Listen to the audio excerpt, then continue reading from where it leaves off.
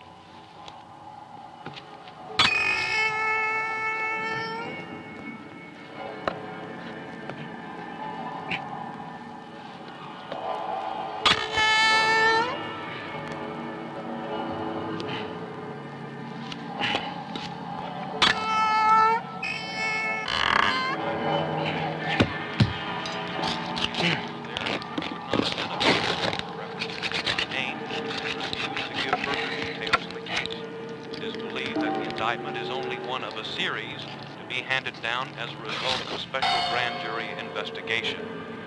Grave robbing in Texas is this hour's top news story. An informant led officers of the Muerto County Sheriff's Department to a cemetery just outside the small rural Texas community of Newt early this morning. Officers there discovered what appeared to be a grisly work of art, the remains of a badly decomposed body wired to a large monument. A second body was found in a ditch near the perimeter of the cemetery.